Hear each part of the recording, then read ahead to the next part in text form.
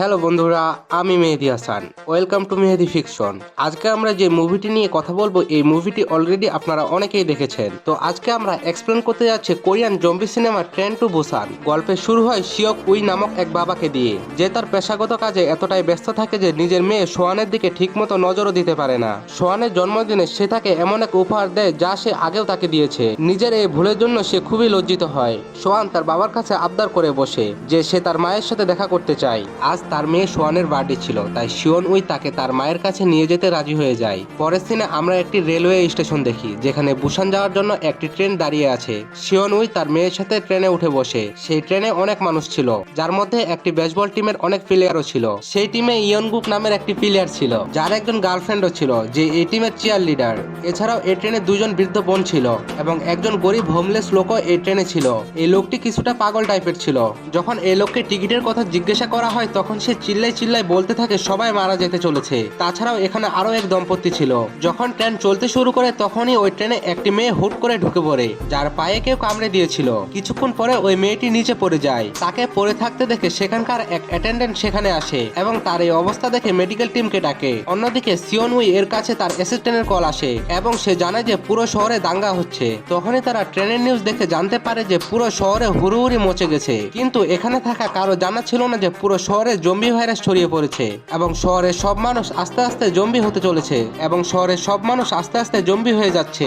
আর ঠিক তখনই শিওন উই খেয়াল করে যে তার মেয়ে এখানে নেই, তাই সে তার মেয়েকে খুঁজতে বেরিয়ে পড়ে। ওইদিকে সেই মেয়েটি যার পায়ে কামড় ছিল, সে এখন জম্বি হয়ে গেছে এবং সে ওই অ্যাটেন্ডেন্টকেও কামড়ে দেয়। আর দ্রুতই সেই মেয়ে বেসবল টিমের কিছু প্লেয়ারকেও কামড় দেয়। এর বাইরে ওই অ্যাটেন্ডেন্টও জম্বি হয়ে গেছে।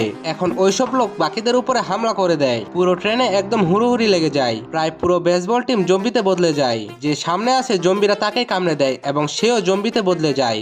বেঁচে থাকা মানুষেরা একটি কম্পাউন্ড থেকে অন্য কম্পাউন্ডে পালাচ্ছিল। অন্যদিকে শিওন উই তার মেয়েকে এখনো খুঁজছিল। সে তার মেয়েকে খুঁজতে খুঁজতে এমন এক কম্পাউন্ডে পৌঁছে যায় যেখানে সবাই জম্বিতে বদলে গেছে। জম্বিরা শিওন উইকে দেখা মাত্র তার পিছনে দৌড়াতে থাকে এবং তার পিছন থেকে সোয়ান তার বাবাকে ডাকে। শিওন উই তার মেয়ে সোয়ানকে নিয়ে দৌড়াতে শুরু করে এবং তাদের পেছনে অনেক জম্বি ধাওয়া করে। শিওন উই কোনোভাবে তার মেয়েকে নিয়ে অন্য এক কম্পাউন্ডে পৌঁছে যায়, যেখানে সবাই এখনো সহি সালামতে আছে। সে এই কম্পাউন্ডে এসে জলদি গেট বন্ধ করে দেয়। ওদিকে সাংহুয়া তার প্রেগনেন্ট স্ত্রীকে নিয়ে কোনোভাবে জম্বিদের থেকে বাঁচতে বাঁচতে ওই কম্পাউন্ডের কাছে এসে পৌঁছায়, কিন্তু কম্পাউন্ডের গেট তো শিওন উই বন্ধ করে রেখেছে। সাংহুয়া শিওন উইকে বলে গেট খোলার কথা। শিওন উই তার কথা শুনে কিছুক্ষণ ভাবে যে গেট খুলবে কিনা, কিন্তু জম্বিরা সাংহুয়ার কাছে আসার ঠিক আগে শিওন উই গেট খুলে দেয়, যার সুবাদে সাংহুয়া এবং তার স্ত্রী ভেতরে প্রবেশ করে। এরপর সাংহুয়া শিওন উইয়ের উপর বেশ কিছুটা রেগে যায়, কারণ যদি সে গেট খুলতে একটু দেরি করতো তবে হয়তো সাংহুয়া আর তার প্রেগনেন্ট স্ত্রী জম্বি হয়ে যেত। কিছুক্ষণ পর ট্রেনে অ্যানাউন্সমেন্ট হয় যে ট্রেন পরের স্টেশনে থামবে না। আমরা দেখি যে সেখানে অনেক মানুষ ট্রেনে ওঠার জন্য ট্রেন থামানোর চেষ্টা করছিল, কারণ প্ল্যাটফর্মে থাকা সব মানুষের উপরে জম্বি অ্যাটাক করে দিয়েছিল আর জম্বিরা বেছে বেছে সবাইকে ইনফেক্ট করতেছিল। এখন প্রায় পুরো শহরে জম্বি ভাইরাস ছড়িয়ে গেছে। ওই স্টেশন পার হওয়ার পর ট্রেনে অ্যানাউন্সমেন্ট হয় যে ট্রেন পরের স্টেশনে থামবে, কারণ সেখানে বেঁচে থাকা প্যাসেঞ্জারদের সেফটির জন্য মিলিটারিকে ডাকা হয়েছে। আমি যেমন আপনাদের বলেছিলাম যে শিওন উই একটি কোম্পানির ফান্ড ম্যানেজার ছিল, তাই শিওন উইয়ের হাত কিছুটা উপর মহলে ছিল। সে এই কথাটা কনফার্ম হওয়ার জন্য তার সিনিয়রের সাথে কথা বলে। তার সিনিয়র তাকে বলে যে পরের স্টেশনে যে নামবে তাকে আর্মিরা কোয়ারেন্টাইন করবে, কিন্তু শিওন উই তার মেয়ের সাথে কোথাও বন্দী হতে চায় না।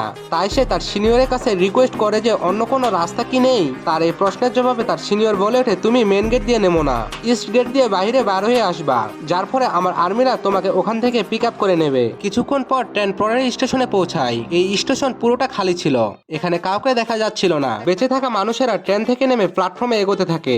আর এখানে আমরা দেখি যে ইয়ন সুক ক্যাপ্টেনের কাছে রিকোয়েস্ট করে যে আমাদের এখানে থামা উচিত নয়, এখানে অনেক বিপদ আছে। আর এখানে আমরা সেই হোমলেস ব্যক্তিকেও দেখতে পাই যে শিওনের পেছনে আসার কারণে শিওনের কথা শুনে ফেলে। সোয়ান তার বাবাকে বলে যে আমাদের বাকিদেরও বাঁচানো উচিত, কিন্তু শিওনই বলে যে না বেটা, এই সময় আমাদের শুধু আমাদের নিজেদের কথা ভাবা উচিত। সোয়ান কাঁদতে কাঁদতে তার বাবাকে বলে আপনার এই ব্যবহার কারণে মম আমাদেরকে ছেড়ে গেছে, আপনি শুধু সবসময় নিজের কথাই ভাবেন। অন্যদিকে সব প্যাসেঞ্জার মেন গেটের দিকে এগোচ্ছিল, কিন্তু সেখানে দেখা যায় মিলিটারিরাও জম্বি হয়ে গেছে। এত জম্বি দেখে মানুষের মধ্যে হুড়োহুড়ি মচে যায়। শিওনুই চালাকি করছিল, কিন্তু ইসগেটেও তার কোনো লোক তাকে নিতে আসেনি, বরং সেখানেও মিলিটারিরা ছিল যারা এখন জম্বি হয়ে গেছে। শিওনুই দ্রুত দৌড়ে তার মেয়ের কাছে যায়, আর সে দেখতে পায় তার মেয়ের পিছনে একটি জম্বি চলে এসেছে। জম্বিটি সোয়ানকে ইনফেক্ট করতে যাচ্ছে। এমন সময় সেখানে সাংহুয়া আসে এবং সে জম্বি থেকে সোয়ানকে বাঁচিয়ে নেয়। এরপর বাকিরা প্ল্যাটফর্ম থেকে বাইরে বের হয়ে আসে এবং প্ল্যাটফর্মের গেট বন্ধ করে দেয় যাতে জম্বিরা বাইরে আসতে না পারে। কিন্তু কাছের গেট আর জম্বিদের কতক্ষণ আটকাতে পারত। সবাই মিলে দৌড়ে আবার ট্রেনে ঢুকতে যায়, আর ঠিক তখনই কিছু মানুষ ভুল গেট খুলে দেয় এবং ট্রেনের ভিতরে থেকেও অনেক জম্বি বাইরে বের হতে শুরু করে। মানুষ আগে আগে আর তাদের পিছনে জম্বি দৌড়াচ্ছিল। কোনোভাবে বাঁচতে বাঁচতে মানুষ একটি সেফ কম্পাউন্ডে পৌঁছায়। এখানে আমরা দেখি যে ওই বিদ্যমানের একজনকে জম্বিদের হাত থেকে বাঁচাতে ট্রেনের অ্যাটেন্ডেন্স তাকে অন্য কম্পাউন্ডে নিয়ে যায়, আর সেই প্রেগনেন্ট মহিলা এবং সোয়ান অন্য একটি কম্পাউন্ডে উঠে যায়। তখনই ওই কম্পাউন্ডে হোমলেস লোকটিও উঠে পড়ে, কিন্তু তারা যে কম্পাউন্ডে উঠে সেই কম্পাউন্ডে অনেক জম্বি ছিল এবং জম্বি থেকে বাঁচতে তারা টয়লেটে লুকিয়ে পড়ে। অন্যদিকে ইয়নসুক অ্যাটেন্ডেন্সকে ধরে বলে, ভাই কার ওয়েট করছো, চলো জলদি, নয়তো আমরা মারা যাব।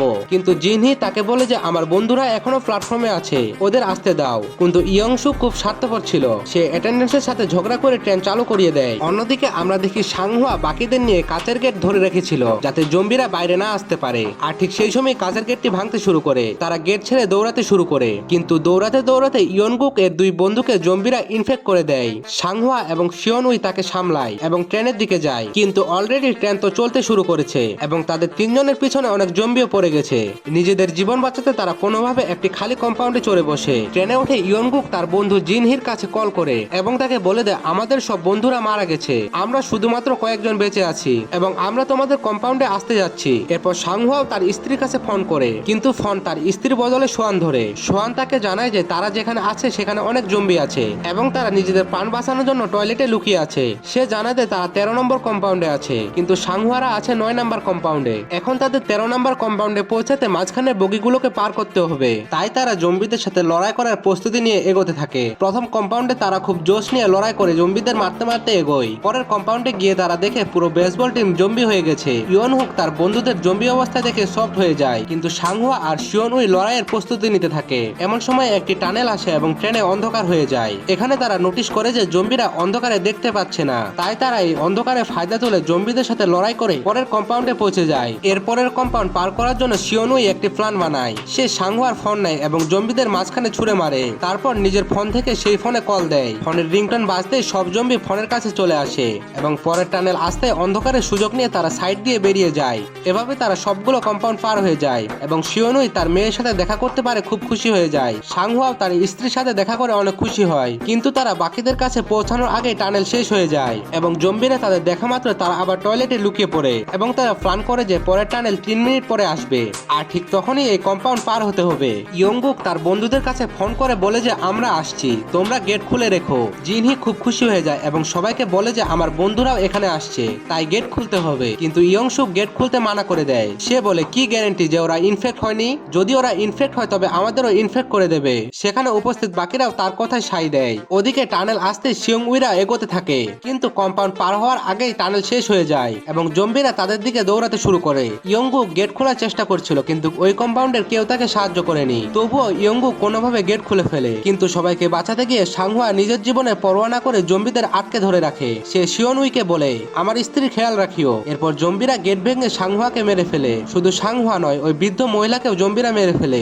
পরের কম্পাউন্ডে পৌঁছে শিয়ংউই উইংসুং এর উপর অনেক রেগে যায়। সে বলে যদি তুমি সঠিক সময়ে গেট খুলতে তবে আজ সবাই বেঁচে থাকতো, কিন্তু ইয়ংসুক উল্টো মানুষকে খেপিয়ে দেয় যে এরা জম্বিদের কাছ থেকে এসেছে, তাই এরাও ইনফেক্ট হতে পারে, এদের অন্য কোনো কম্পাউন্ডে পাঠিয়ে দাও। এই প্রস্তাবে বাকিরাও রাজি হয়ে যায়। শিয়ংউইরা রাগে তাদেরকে নিয়ে অন্য কম্পাউন্ডে চলে যায় এবং তাদের সাথে জিনহিও যায়। এরপর ওই লোকগুলো গেট ভালো করে বন্ধ করে দেয়। এখানে দেখা যায় ওই মৃত বিদ্যার বোন গেট খুলে দেয়, কারণ তার বোনের জম্বি হওয়ার কারণ ছিল এই মানুষগুলোই। গেট খুলতে জম্বিরা ভেতরে প্রবেশ করে এবং সবার উপরে অ্যাটাক করে দেয়। অন্যদিকে শিওনুই তার মেয়েকে বলে বেটা আমি তোমার বার্থডেতে তোমার মায়ের সাথে অবশ্যই দেখা করাবো। আর ঠিক তখনই ট্রেন একটি স্টেশনে থেমে যায়, কারণ ট্রাকে দুটি ট্রেন ধাক্কা লেগে রাস্তা বন্ধ হয়েছিল।